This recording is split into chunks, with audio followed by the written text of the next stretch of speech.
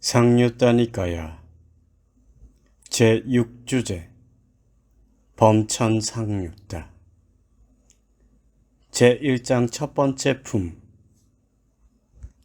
권천경. 이와 같이 나는 들었다. 한때 세종께서는 처음 완전한 깨달음을 성취하시고 나서 우르웰라의 네란자라 강둑에 있는 염소치기의 니그로다 나무 아래에서 머무셨다. 조기불전에서 신으로서 언급되는 범천, 브라흐마는 구체적으로 어떤 존재를 뜻하는지는 정확하지가 않다. 주석서들도 여기에 대해서는 별다른 언급이 없다. 대체적으로 범천은 범천의 세상에 사는 자들로 정리하고 있으며 3개 이상의 천상을 범천의 세상이라 설명하고 있고 여기에 머무는 신들을 통틀어서 범천으로 정리하고 있다. 주석사는 이 일화를 깨달음을 이루신 뒤 8번째 7일에 있었다고 적고 있다. 염소치기의 니그로다 나무, 수자따가 고행을 그만두신 세종께 우유죽을 공양 올린 곳이 바로 이 나무 아래였다. 보드가야의 보리수 나무 아래에서 깨달음을 이루신 후에 수차례 이곳을 찾아가셨다고 한다. 사암빠띠 범천이 부처님께 법륜을 굴리기를 간청한 곳도 이곳이었으며 마라가 세존이 깨달으신 직후에 바로 열반에 드시기를 간청한 곳도 이곳이었다.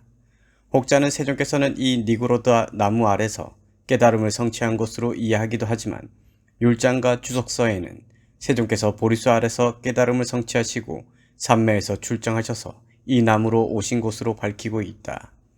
한편 주석서는 왜 이 니그로다 나무를 염소치기의 니그로다 나무라 부르는가에 대해서 몇 가지로 설명을 한다. 첫째, 이 나무의 그늘에서 염소치기들이 쉬었기 때문이며, 둘째, 나이든 바라문들이 나이가 들어서 더 이상 배달을 암송하지 못하게 되자 이곳에 거처를 마련하고 살았기 때문이며, 셋째, 한밤에 염소들에게 의지처가 되었기 때문이라고 한다.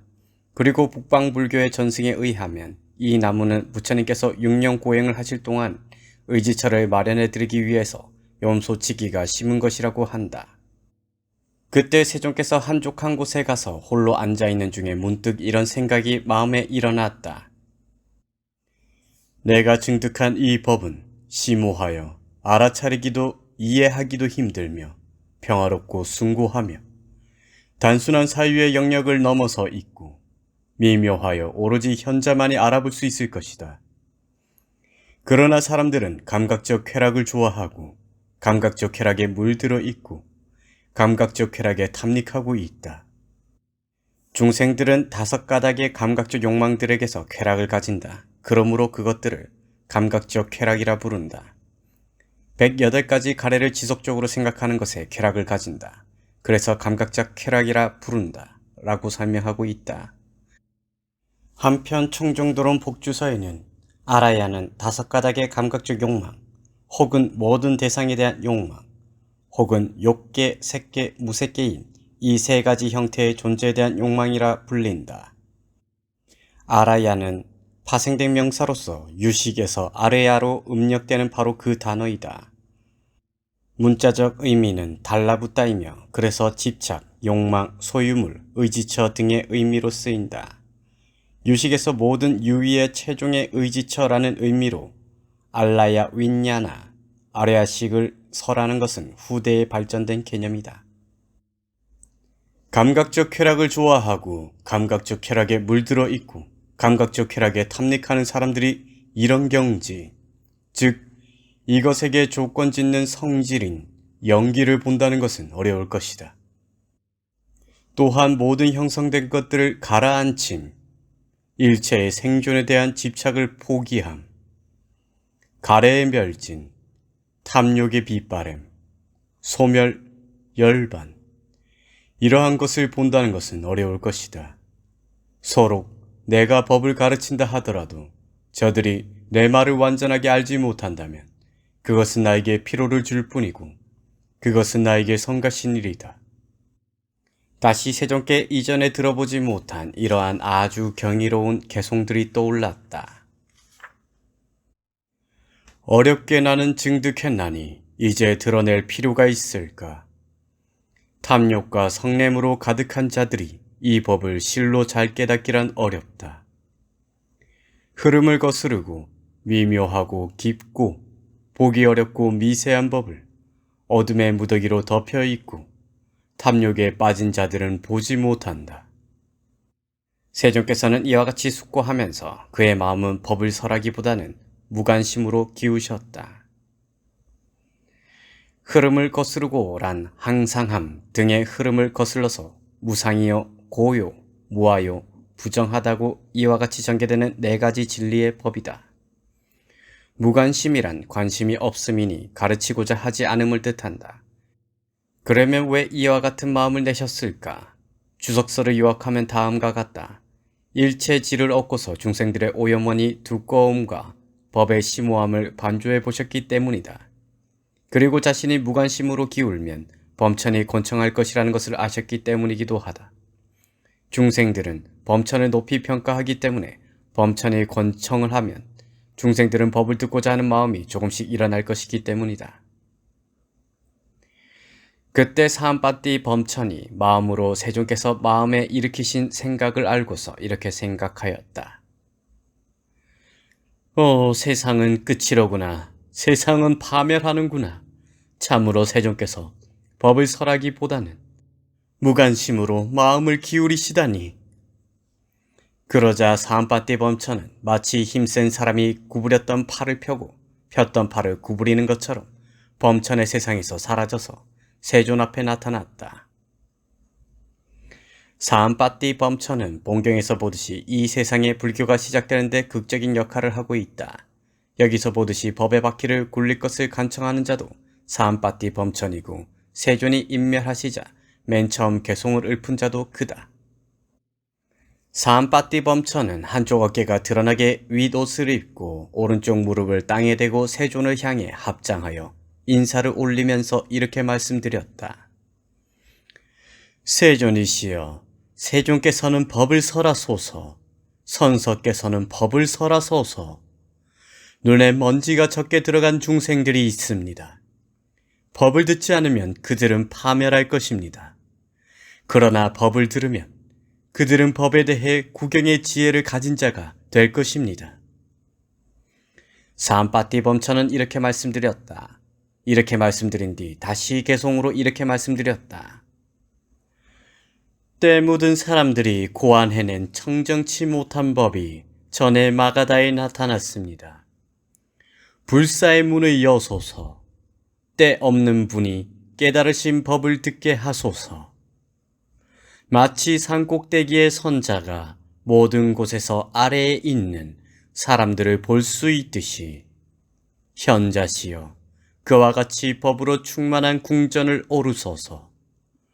모두를 볼 수 있는 눈을 가지신 분이여, 슬픔을 제거한 분께서는 슬픔에 빠진 사람들을, 태어남과 늙음에 압도된 저들을 굽어 살피소서.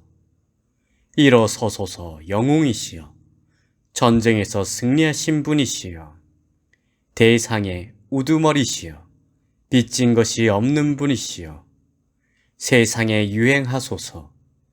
세조께서는 법을 설하소서. 구경의 지혜를 가진 자들이 생길 것입니다. 불사의 문이란 불사인 열반의 문이 되는 것이니 바로 성스러운 도를 뜻한다. 그러자 세종께서는 범천의 간청을 충분히 알고서 중생에 대한 연민 때문에 부처의 눈으로 세상을 두루 살펴보셨다. 부처의 눈이란 중생들의 감각 기능의 성숙 정도에 대해서 아는 지혜와 중생들의 의향과 잠재 성향을 아는 지혜를 말한다. 이 두 가지 지혜가 부처의 눈이다. 일체를 아는 지혜를 모두를 볼 수 있는 눈이라 부르고 세 가지 낮은 단계의 도를 아는 지혜를 법의 눈이라 한다. 여기에다 신성한 눈과 육체적인 눈을 합하면 모두 5가지가 되고 이것을 부처님의 오안이라고 부른다.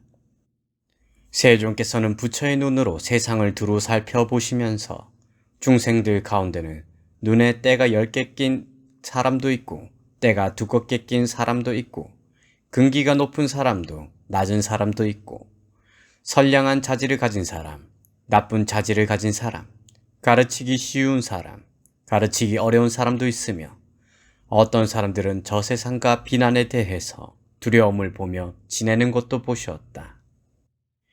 예를 들면 어떤 청년이나 홍년이나 백년은 물에서 생겨나 물속에서 성장하고 물에 잠겨 그 속에서만 자란다. 어떤 청년이나 홍년이나 백년은 물속에서 생겨나 물속에서 성장하여 물의 표면에 닿는다. 어떤 청년이나 홍년이나 백년은 물에서 생겨나 물에서 성장하여 물로부터 벗어나서 당당하게 서서 물에 젖지 않는다. 그와 마찬가지로 세존께서는 부처의 눈으로 세상을 두루 살펴보면서 중생들 가운데에는 눈에 때가 10개 낀 사람도, 때가 두껍게 낀 사람도 있고, 근기가 높은 사람도, 낮은 사람도 있고, 선량한 자질을 가진 사람, 나쁜 자질을 가진 사람, 가르치기 쉬운 사람, 가르치기 어려운 사람도 있으며, 어떤 사람들은 저 세상과 비난에 대해서 두려움을 보며 지내는 것도 보셨다. 이렇게 보신 뒤 세존께서는 사암파티 번천에게 개성으로 대답하셨다. 그들에게 불사의 문들은 열렸도다. 귀를 가진 자, 자신의 믿음을 버려라. 범천이여, 이 미묘하고 숭고한 법을 피로해질 뿐이라는 인식 때문에 나는 설하지 않았다. 그러자 사암파티 범천은 나는 세존께서 법을 설하시도록 기회를 만들어 드렸다라고 생각하고 세존께 절을 올리고 오른쪽으로 3번 돌아 경의를 표한 뒤 그곳에서 사라졌다. 불사의 문이란 성스러운도 8정도이다. 이것은 불사라 불리는 열반의 문이기 때문이다. 존중경. 이와 같이 나는 들었다. 한때 세존께서는 처음 완전한 깨달음을 성취하시고 나서 우르웰라의 네란자라 강둑에 있는 염소치기의 니그로다 나무 아래에서 머무셨다. 그때 세존께서 한적한 곳에 가서 홀로 앉아있는 중에 문득 이런 생각이 마음에 일어났다. 아무도 존중할 사람이 없고 의지할 사람이 없어 머문다는 것은 괴로움이다. 참으로 나는 어떤 사문이나 바라문을 존경하고 존중하고 의지하여 머물러야 하는가? 그러자 세존께 이런 생각이 일어났다. 내가 아직 완성하지 못한 개의 무더기가 있다면 그것을 완성하기 위해서 나는 다른 사문이나 바라문을 존경하고 존중하고 의지하여 머물러야 할 것이다. 그러나 나는 신과 마라와 범천을 포함한 세상에서 사문 바라문과 신과 사람을 포함한 무리 가운데에서 나보다도 더 개를 잘 구족하여 내가 존경하고 존중하여 의지하여 머물러야 할 다른 어떤 사문이나 바라문도 보지 못한다. 내가 아직 완성하지 못한 삼매의 무더기가 있다면 그것을 완성하기 위해서 나는 다른 사문이나 바라문을 존경하고 존중하고 의지하여 머물러야 할 것이다.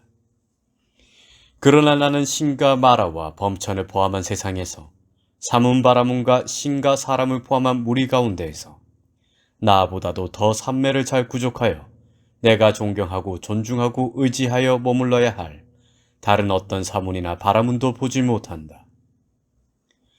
내가 아직 완성하지 못한 통찰지의 무더기가 있다면 그것을 완성하기 위해서 다른 사문이나 바라문을 존경하고 존중하고 의지하여 머물러야 할 것이다. 그러나 나는 신과 마라와 범천을 포함한 세상에서 사문 바라문과 신과 사람을 포함한 무리 가운데에서 나보다도 더 통찰지를 잘 구족하여 내가 존경하고 존중하고 의지하여 머물러야 할 다른 어떤 사문이나 바라문도 보지 못한다. 내가 아직 완성하지 못한 해탈의 무더기가 있다면 그것을 완성하기 위해서 다른 사문이나 바라문을 존경하고 존중하고 의지하여 머물러야 할 것이다. 그러나 나는 신과 마라와 범천을 포함한 세상에서 사문 바라문과 신과 사람을 포함한 무리 가운데에서 나보다도 더 해탈을 잘 구족하여 내가 존경하고 존중하고 의지하여 머물러야 할 다른 어떤 사문이나 바라문도 보지 못한다. 내가 아직 완성하지 못할 해탈 지견의 무더기가 있다면 그것을 완성하기 위해서 다른 사문이나 바라문을 존경하고 존중하고 의지하여 머물러야 할 것이다. 그러나 나는 신과 마라와 범천을 포함한 세상에서 사문 바라문과 신과 사람을 포함한 무리 가운데에서 나보다도 더 해탈지견을 잘 구족하여 내가 존경하고 존중하고 의지하여 머물러야 할 다른 어떤 사문이나 바라문도 보지 못한다. 참으로 나는 내가 바르게 깨달은 바로 이 법을 존경하고 존중하고 의지하여 머무르리라. 여기서 개의 무더기로부터 네 개의 무더기는 세간적인 것과 출세간적인 것으로 설하였다. 그러나 해탈지견은 오직 세간적인 것이다. 이것은 반조의 지이기 때문이다. 반조의 지혜는 해탈의 경지에서 나와서 생기는 것이기 때문에 세간적인 것이라고 설명하고 있다. 청정도론에서는 도에 대한 반조, 과에 대한 반조, 버린 오염원들에 대한 반조, 남아있는 오염원들에 대한 반조, 열반에 대한 반조의 5가지 반조를 들고 있다. 그러자 사한파티 범천이 마음으로 세존께서 마음에 일으킨 생각을 알고서 마치 힘센 사람이 구부렸던 팔을 펴고 폈던 팔을 구부리는 것처럼 범천의 세계에서 사라져서 세존의 앞에 나타났다. 그때 사한파티 범천은 한쪽 어깨가 드러나게 윗옷을 입고 땅에 오른쪽 무릎을 꿇은 뒤 세존을 향해 합장하고 이렇게 말씀드렸다. 참으로 그러하옵니다. 세존이시여. 참으로 그러하옵니다. 선서시여. 세존이시여. 과거의 아라한 정등각자이신 세존들께서도 역시 오직 법을 존경하고 존중하고 의지하여 머물렀습니다. 세존이시여. 미래의 아라한 정등각자이신 세존들께서도 역시 오직 법을 존경하고 존중하고 의지하여 머무를 것입니다. 세존이시여, 지금의 아라한 정등각자이신 세존께서도 역시 법을 존경하고 존중하고 의지하여 머무르십시오. 사한파티 범천은 이렇게 말했다. 이렇게 말한 뒤 다시 개송으로 이렇게 말했다. 과거에 완전하게 깨달은 모든 분들도 미래의 모든 부처님들도 완전하게 깨달은 현재의 부처님도 모두 많은 사람들의 근심을 없애주시네. 그분들은 모두 정법을 공경하며 사셨고 살고 계시며 또한 살아가실 것이니 이것이 모든 부처님들의 법다움이라네. 그러므로 자신의 이익을 위해서 위대한 것을 추구하는 자, 이러한 부처님들의 교법을 기억하여 정법을 존중해야 하리라. 브라마대와경. 사와띠의 아난타핀티카 원님에서 그 무렵 어떤 바라문녀의 아들인 바라흐마 대와가 집에서 나와 세존의 곁으로 출가하였다. 그때 브라마 대와 존자는 혼자 운둔하여 방일하지 않고 열심히 스스로 독려하며 지냈다. 그는 오래지 않아 좋은 가문의 아들들이 집에서 나와 출가하는 목적인 그 위없는 청정범행의 완성을 지금 여기에서 스스로 최상의 지혜로 알고 실현하고 구족하여 머물렀다. 태어남은 다 했다. 청정범행은 성취되었다. 할 일을 다해 마쳤다. 다시는 어떤 존재로도 돌아오지 않을 것이다 라고 최상의 지혜로 알았다. 청정범행은 도의 청정범행이다. 할 일을 다해 마쳤다는 것은 4가지 진리 각각에 대해서 철저히 암과 버림과 실현함과 닦음이라는 4가지 도로서 모두 16가지 방법으로 할 일을 다해 마쳤다는 뜻이다. 다시는 어떤 존재로도 돌아오지 않을 것이다 라는 것은 이러한 존재가 되기 위해서 이와 같이 16가지 방법으로 다시 할 일을 다해 마치기 위해서 혹은 다시 오염원을 멸진하기 위해서 도를 닦아야 할 일이 다시는 없다는 말이다. 혹은 여기서 어떤 존재란 어떤 존재로부터 라는 뜻이다. 즉 지금 존재하는 오온의 지속으로부터 다시 다음에 다른 오온의 지속이 존재하게 되지는 않는다는 말이니 이 오온을 철저히 알고 머물기 때문에 마치 뿌리가 잘려진 나무와 같다고 철저하게 알았다는 말이다. 여기서 태어남은 다 했다. 돌아오지 않을 것이다 라고 최상의 지혜로 알았다는 것은 반주의 토대를 말씀하신 것이다. 브라흐마 대와 존자는 아라한들 중에 한 분이 되었다. 그때 브라흐마 대와 존자는 오전에 옷 매무새를 가다듬고 바루와 가사를 수하고 사와띠로 걸식을 갔다. 사와띠로 차례대로 빠짐이 없이 걸식을 하면서 자기 어머니의 거처로 갔다. 그 무렵 브라흐마 대와 존자의 어머니인 바라문녀는 범천에게 항상 헌공을 베풀고 있었다. 주석서의 설명을 통해서 보면 그녀는 단 우유죽을 바치면서 대범천님은 드시옵소서, 대범천님은 맛보시옵소서, 대범천님은 즐기시옵소서라고 중얼거리고 있었다고 한다. 그때 사한파띠 범천에게 이런 생각이 들었다. 브라흐마 대와 존자의 어머니인 바라문녀는 범천에게 항상 헌공을 베푼다. 그러니 나는 그녀에게 가서 절박함을 일깨워야겠다. 그러자 사한파띠 범천은 마치 힘센 사람이 구부렸던 팔을 펴고 폈던 팔을 구부리는 것처럼 범천의 세계에서 사라져서 세존 앞에 나타났다. 그때 사한파띠 범천은 호공에 서서 브라흐마 대와 존자의 어머니인 바라문녀에게 개송들을 읊었다. 바라문녀여, 그대 항상 베푸는 헌공을 섭소하는 범천의 세상은 여기로부터 멀다네. 바라문녀여, 범천은 그런 음식을 먹는 자가 아니니 범천에 이르는 길을 모르면서 왜 중얼대고 있는가? 여기서 말하는 범천에 이르는 길이라 네 가지 유익한 선을 말한다. 과보로 나타난 선들은 그들이 유익한 선을 닦아서 그 과보로 범천의 세상에 태어나서 사는 삶의 길이다. 그런데 그대는 이러한 길을 모르고 왜 중얼대고 있는가? 범천들은 희열이 함께하는 선으로 살아간다. 이러한 약초와 씨앗으로 맛을 낸 엉켜붙은 우유를 먹고 살지 않는다. 그러니 쓸데없는 수고를 하지 말라고 말하는 것이다. 일반적으로 초기 불전에서는 네 가지 거룩한 마음가짐, 사무량심, 자비희사를 범천에 이르는 길이라고 말한다. 바라문들을 위시한 인도인들의 염원은 범천의 세상에 태어나는 것이었다. 그런데 세종께서 범천에 이르는 방법으로 자의 연민, 더불어 기뻐함, 평온의 사무량심을 설했다는 것은 그 의미가 각별하다. 바라문녀여, 참으로 그대의 브라흐마 대화는 존재의 근거가 다하였고 신들을 능가했으니 무소유를 행하고 남을 부양하지 않는 비구인 그분이 탁발하러 그대의 집에 들어왔다오. 공양 올려 마땅한 지혜의 달인, 자신을 닦은 그는 인간과 신들의 보시받아 마땅하도다. 사악함 모두 없앴고 물들지 않으며 침착한 그분이 닭발 음식을 찾아왔도다.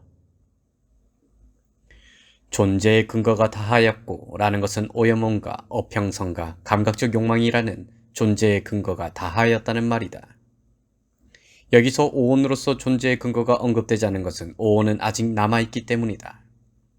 남을 부양하지 않는 이란 지금의 자기 존재 외에 내생에 다른 자기 존재를 부양하지 않는다는 뜻이다. 내생에 다른 몸을 받지 않는다는 뜻임, 혹은 아들이나 아내와 같은 다른 존재를 부양하지 않는다는 뜻도 된다. 지혜의 달인이란 네 가지 돌아 불리는 지혜들에 의해서 괴로움의 끝에 도달한 자이다. 그분에게는 뒤도 없고 앞도 없어 고요하고 연기 없고 매듭 끊고 근심 없도다. 약하거나 강한 자들에 대해 몽둥이를 내려놓은 분, 바로 그분이 최상의 닭발 음식인 그대의 홍공을 드시기를. 여기서 뒤란 과거이고 앞이란 미래이다. 과거와 미래의 오온에 대해서 욕탐이 없는 자에게는 앞도 뒤도 없다고 말하는 것이다. 고요하고 란 탐욕 등이 고요하다는 말이다. 분노에 연기가 없기 때문에 연기가 없고 괴로움이 없기 때문에 매듭을 끊었다고 한 것이다. 약하거나 강한 자들에 대해 주석서는 다음과 같이 설명한다. 여기서 범부들은 약한 자들이라고 하고 번뇌 다한 자, 아라한들을 강한 자들이라고 한다. 7단계의 유학들은 약한 자라고 말할 수 없다. 그렇지만 강한 자도 아니다. 그러나 분류를 하자면 강한 자의 편에 놓는다. 마지막 니까야 주석서도 약한 자들은 가래를 가진 자들이라고, 강한 자들은 가래가 없는 자들이다 라고 설명하고 있다. 무리에서 벗어나고 마음이 평화로워서 잘 훈련된 코끼리처럼 꼿꼿하게 걷도다. 계를 잘 지키고 마음이 잘 해탈한 비이고 바로 그분이 최상의 탁발 음식인 그대의 헌공을 드시기를. 그분에게 청정한 믿음 가져 흔들리지 않고 공양받아 마땅한 분께 공양물을 드리라. 바람은 여여 폭류를 건넌 그 성자를 뵙고 공덕 짓고 행복한 미래를 맞으라. 송출자. 그분에게 청정한 믿음 가져 흔들리지 않고 공양받아 마땅한 분께 공양물을 드렸으니 그녀는 폭류 건넌 성자를 뵙고 공덕 짓고 행복한 미래를 맞이하였느니라. 박가범천경. 박가범천은 초기 불전에서 언급되는 유력한 범천들 가운데 하나이다. 문자적으로 박가는 외가리를 뜻한다. 인도에서 외가리는 교활하고 속임수를 잘 부리는 새로 통한다. 그 무렵 박가범천에게 이러한 나쁜 견해가 일어났다. 이것은 항상하고 이것은 견고하고 이것은 영원하고 이것은 유일하며 이것은 불멸의 법이다. 이것은 참으로 태어나지 않고 늙지 않고 죽지 않으며 떨어지지 않고 생겨나지 않는다. 이것을 넘어선 다른 더 수승한 벗어남이란 없다. 주석서는 박가범천이 이런 견해를 가지게 된 배경을 이렇게 설명하고 있다. 옛날에 그가 인간이었을 때 그는 선을 닦아서 죽어서 제4선천인 광가천에 태어났으며 수명은 500겁이었다. 거기서 죽어서는 제3선천인 변정천에 태어났으며 수명은 64겁이었다. 다시 거기서 죽어서 제2선천인 광음천에 태어났는데 수명은 8겁이었다. 다시 거기서 죽어서 초선천인 범천에 태어났는데 수명은 1겁이었다. 그는 처음에는 자신의 이전의 업과 그 갑으로 태어난 천상에 대해서 기억을 하였지만 세월이 흐르면서 그는 그것을 잊어버리고 이처럼 상견에 빠지게 되었다고 한다. 즉 그는 범천인 자신의 수명이 영원하고 유일한 것으로 생각하지만 그것은 아주 단편적인 것만 보고 주장하는 잘못된 견해라는 것이다. 그러자 세종께서는 마음으로 박가범천이 마음에 일으킨 생각을 아시고 마치 힘센 사람이 구부렸던 팔을 펴고 폈던 팔을 구부리는 것처럼 제따숲에서 사라져서 그 범천의 세상에 나타나셨다. 박가범천은 세종께서 멀리서 오시는 것을 보고 세종께 이렇게 말씀드렸다. 어서 오십시오, 세존이시여. 환영합니다. 세존이시여. 세존이여. 오랜만에 기회를 내셔서 여기에 오셨군요. 세존이시여. 그런데 참으로 이것은 항상하고 이것은 견고하고 이것은 영원하고 이것은 유일하며 이것은 불멸의 법입니다. 이것은 참으로 태어나지 않고 늙지 않고 죽지 않으며 떨어지지 않고 생겨나지 않습니다. 이것을 넘어선 다른 더 수승한 벗어남이란 없습니다. 이렇게 말하자 세종께서는 박가범천에게 이렇게 말씀하셨다. 존자여, 참으로 그대 박가범천은 무명에 빠졌구나. 존자여, 참으로 그대 박가범천은 무명에 빠졌구나. 그대는 무상한 것을 항상하다라고 말하고 견고하지 않은 것을 견고하다라고 말하고 영원하지 않은 것을 영원하다라고 말하고 유일하지 않은 것을 유일하다라고 말하며 소멸하는 법을 불멸의 법이다라고 말하며 참으로 태어나고 늙고 죽고 떨어지고 생겨나는 것을 두고 태어나지 않고 늙지 않고 죽지 않고 떨어지지 않고 생겨나지 않는다라고 말하며 이것을 넘어선 다른 더 수승한 벗어남이 있는데도 이것을 넘어선 다른 더 수승한 벗어남이란 없다 말하기 때문이니라. 고땀하여 공덕지어 여기에 난 우리 72명은 자유자재 이제 얻어 태어남과 늙음을 건넜다오. 지혜의 달인이여 이것이 최상의 범천의 경지이니 수많은 사람들은 우리를 동경한다오. 바까여 긴 수명이라 그대가 생각하지만 그것은 짧을 뿐 결코 긴 수명 아니로다. 바라무니여 나는 그대 수명을 꿰뚫어 아나니 그것은 10만 니라뿌다의 기간일 뿐이라네. 복주서는 아뿌다와 니라뿌다를 이렇게 설명한다. 참깨가 가득 든 어떤 항아리에서 100년에 한 개씩 참깨를 꺼내어서 그 참깨가 모두 없어지는 기간은 아뿌다의 기간에 미치지 못한다고 한다. 이렇게 설명이 되는 아뿌다의 20배를 한 것이 니라뿌다이다. 이러한 니라뿌다로 10만 니라뿌다라는 뜻이다. 그리고 니라뿌다는 이러한 기간 동안 고통을 받는 지옥의 이름으로도 쓰인다. 세존이여, 당신은 나는 무한한 봄을 가졌으며 태어난 늙음, 슬픔 모두 넘어섰다라고 말합니다. 저 자신의 오래된 서원과 계행을 엿줍노니 제가 이해할 수 있도록 제게 말씀해 주소서.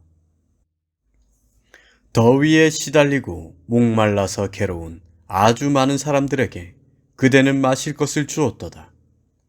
이것이 그대의 오래된 서원과 계행, 막 잠에서 깨어난 것처럼 나는 분명하게 기억하노라.